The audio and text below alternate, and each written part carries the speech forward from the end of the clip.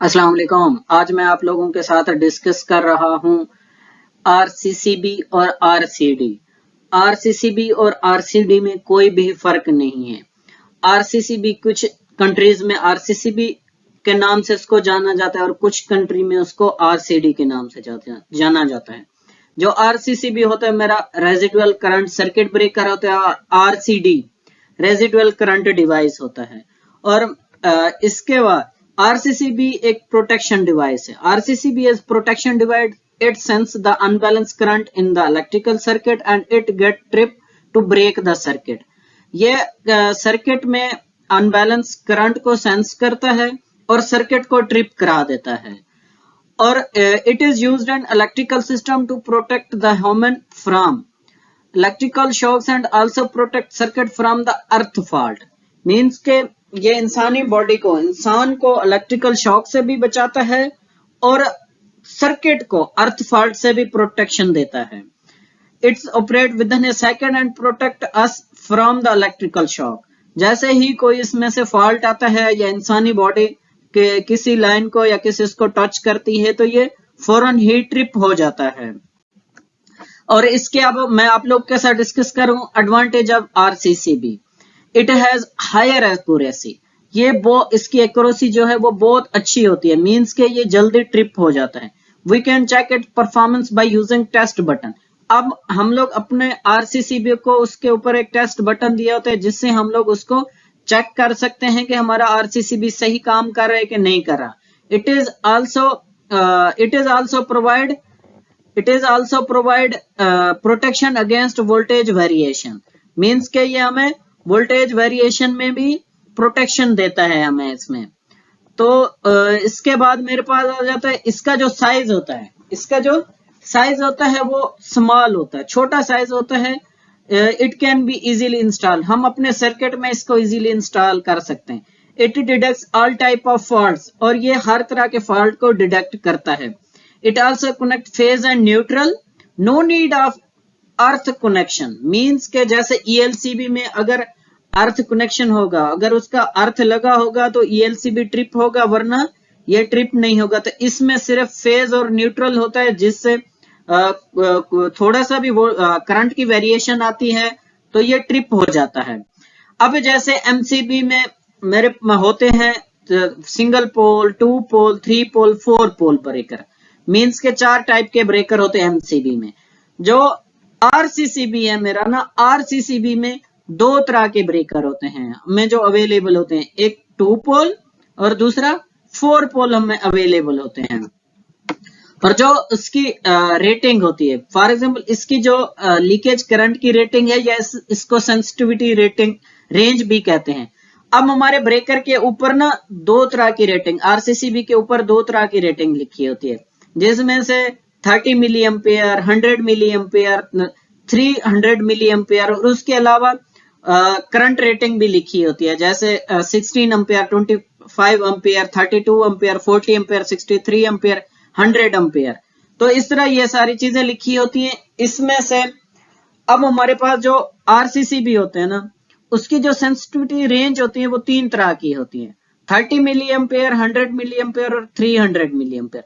बाकी ये वाली जो रेटिंग है, जैसे ये एमसीसीबी के ऊपर होती है, इसके आरसीसीबी के ऊपर सेम वही रेटिंग होती है। और ये जो होती है ये इसकी सेंसिटिविटी रेंज कहलाती है, मींस के इसको ट्रिपिंग रेटिंग भी कहते हैं ना ब्रेकर की।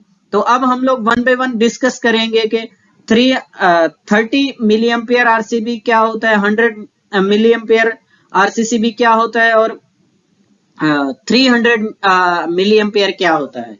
तो अब मैं अभी आप लोग के साथ डिस्कस करूं 30 milli ampere RCCB. It is use where there is direct contact with the human body.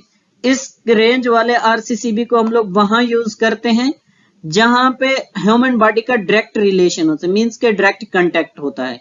और ये होम इंस्टॉलेशन के लिए इसको डिजाइन किया जाता है या सिमिलर इसी तरह की एप्लीकेशन में। और इसकी जो it is higher sensitive RCCB, means के जो बाकी आरसीसीबी हैं 100 मिली एम्पेयर, 300 मिली एम्पेयर, उनसे इसकी जो सेंसिटिविटी है वो ज्यादा होती है, क्योंकि ये उन चीजों में यूज होता है जो इंसानी बॉडी का डायरेक्ट उनके साथ टच होता है, रिलेशन होता है। जैसे घर में फ्रिज होगी, वॉशिंग मशीन होगी, जूसर मशीन होगी, आयरन होगी, टीवी होगी, माइक्रोवेव ओवन हो गया, क्योंकि ये घर की सारी चीजें हैं और इसके साथ इंसानी बॉडी हमेशा इनका कांटेक्ट रहता है, तो ये हम लोग उधर यूज करते हैं क्योंकि ये फौरन ही ट्रिप हो जाता है। और उसके बाद मेरे पास आ जाता है 100 मिली एम्पेयर। 100 मिली एम्पेयर वहां यूज करते हैं जहां इनहेरेंट लीकेज करंट होता है। मींस इनहेरेंट लीकेज करंट वो होता है जो परमानेंट लीकेज करंट होता है। मींस के जैसे हमारे लैपटॉप में या डिजिटल जितने भी हमारे डिवाइसेस हैं उनमें से थोड़ा थोड़ा लीकेज करंट होता है, उनको हम लोग इनहेरेंट लीकेज करंट कहते हैं। जैसे लैपटॉप हो गया, हमारा डाटा सेंटर हो गए, कॉल सेंटर हो गए, आईटी पार्क हो गए, इनमें हम लोग लैपटॉप, कंप्यूटर, पीसी वगैरह यूज करते हैं, तो उनमें थोड़ी लीकेज होती रहती है। तो ये वाला आरसीसी भी हम लोग वहां पे यूज करते हैं। ये देखें, इसके ऊपर मैंने पिक्चर में भी अटैच किया हुआ है, 100 मिली एम्पियर का आरसीसी भी है। उसके बाद मेरे पास आ जाते हैं 300 मिली एम्पियर आरसीसी भी। इसको हम लोग इंडस्ट्री में यूज करते हैं, जैसे वेल्डिंग मशीन में, कटिंग मशीन में, ग्राइंडिंग मशीन में, इस आरसीसीबी को हम लोग वहां पे यूज करते हैं। तो ये देखें, इस पे 300 मिली एम्पियर का ये आरसीसीबी है।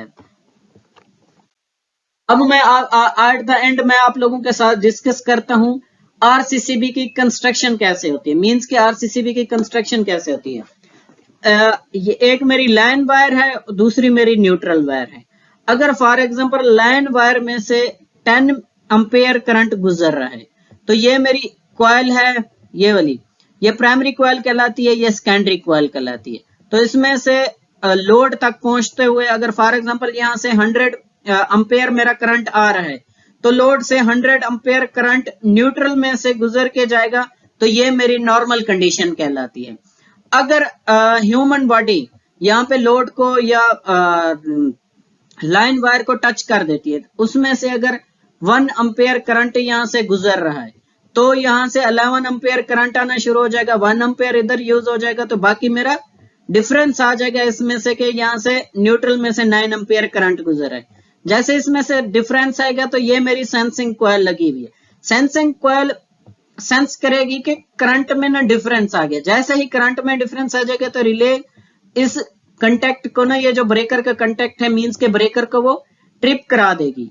मींस के अब हम लोगों ने डिस्कस किया है कि 30 milli ampere, 100 milli ampere, 300 milli ampere. उसका मतलब यह है कि अगर मैं इस जगह पे अपना 30 मिली एम्पेयर के आरसीसी भी यूज कर रहा हूं, तो मेरा जो डिफरेंस है वो 30 मिली एम्पेयर से कम होगा, तो मेरा आरसीसी भी ट्रिप नहीं होगा। जैसे ही इस दोनों कॉइल में आरसीसी 30 मिली एम्पेयर से ज्यादा डिफरेंस आ जाएगा, तो मेरा ये आरसीसी भी ट्रिप हो जाएगा। मींस के ये कॉइल सेंस करेगी कि करंट में कोई डिफरेंस आ गया, तो ये फौरन इसको ट्रिप करा देगी। ये देखिए, जैसे ये यहां से लाइन से मेरा आया करंट, होते हुए ये इससे होते लोड से होते हुए गया और वापस फिर न्यूट्रल में चला गया, तो मींस के ये मेरी नॉर्मल कंडीशन होगी। और उसके अलावा हम लोग ना ये टेस्ट बटन भी उसके ऊपर होता है, तो उसका सर्किट ये है टेस्ट बटन का। टेस्ट बटन का सर्किट इस हिसाब से होता है कि लाइन के ऊपर कॉइल के बाद टेस्ट बटन की वायर को कनेक्ट करते हैं, और इससे ये मेरा रेजिस्टर लगा हुआ है, रेजिस्टर से आगे टेस्ट बटन होता है, टेस्ट बटन से और कॉइल से न्यूट्रल, कॉइल से पहले न्यूट्रल वाली वायर पे उसको कनेक्ट करते हैं। मींस के अगर मेरा करंट यहां से फ्लो हो रहा है, तो वो मेरा लोड की तरफ नहीं जाएगा, यहां से होते हुए रेजिस्टर से जैसे ही मैं पुश बटन को प्रेस करूं, तो करंट यहां से फ्लो होना शुरू हो जाएगा। तो इधर से आगे करंट कोई फ्लो नहीं होगा, तो आरसीसी को चलेगा कि इसमें से डिफरेंस आ गया, करंट में से डिफरेंस आ गया, तो वो उसको ट्रिप करा देगा। तो ये इसका सर्किट है। उम्मीद करता हूं कि ये वीडियो आप लोगों को पसंद आई होगी, और इस तरह की मैं आप लोगों के साथ अच्छी वीडियो शेयर करता रहूंगा।